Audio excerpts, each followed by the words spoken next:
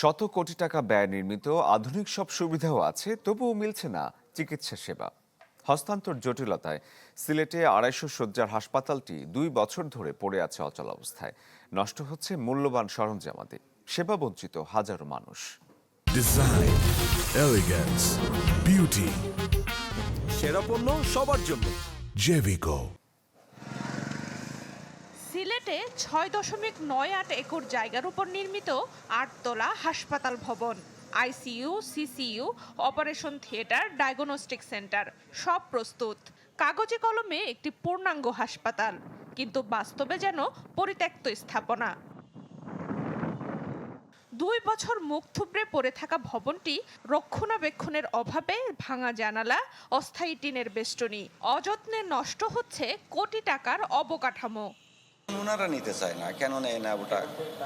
PWD, গণপূর্ত, কারণ বিল্ডিংটা তো ওদের, ওরা তো আমাদের দিয়ে কাজ করাইছে, ওরা বুঝে নেবে আমাদের কাছ থেকে। গণপূর্ত বিভাগ বলছে প্রশাসনিক জটিলতায় আটকে আছে হস্তান্তর প্রক্রিয়া।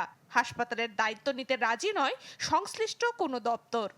সর্বশেষ এটি নিয়ে একটা এখানে স্বাস্থ্য অধিদপ্তরের কর্মকর্তা যারা রয়েছেন ওনাদেরকে সমন্বয়ে একটি মিটিং হয়েছিল এবং সেই মিটিংয়ে কিছু এটি ব্যবহার করার জন্য যে প্রবলেমগুলো সেগুলো চিহ্নিত করে এটা জানানো হয়েছে মিনিস্ট্রিকে।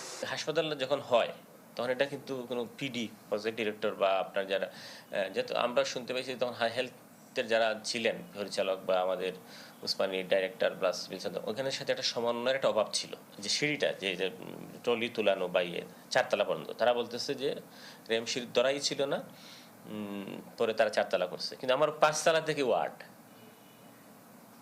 আইসিইউ, সিসিইউ 8তলা পর্যন্ত আমাদের কেবিন, মানে কিন্তু এটা তো আসলে এই হলো না। কিন্তু ওই যে বললাম যে যদি সমন্বয়টা থাকতো তাহলে ওইখানে হয়তো জিনিসগুলো যে ইউজ করবে তার না প্রবলেম। নাগরিক সমাজ বলছে অব্যবস্থাপনা আর দায় এড়ানোর সংস্কৃতির কারণেই এই দুরবস্থা। ভবন নির্মাণটাই মুখ্য ছিল, এখানে স্বাস্থ্যসেবার ব্যবস্থা করাটা এই সমস্ত বিষয়কে গুরুত্ব দেওয়া হয়নি। চালুকরণের প্রক্রিয়া যত তাড়াতাড়ি সম্ভব এটা করলে পরে আমাদের সাধারণ জনগণ এখান থেকে সুস্থভাবে এই চিকিৎসাটা নিতে পারবে। একদিকে চিকিৎসা সেবা পেতে জনভোগান্তি, অন্যদিকে অচল পড়ে থাকা আধুনিক হাসপাতাল।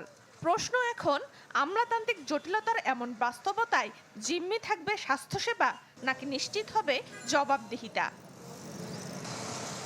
Desk report, channel 24।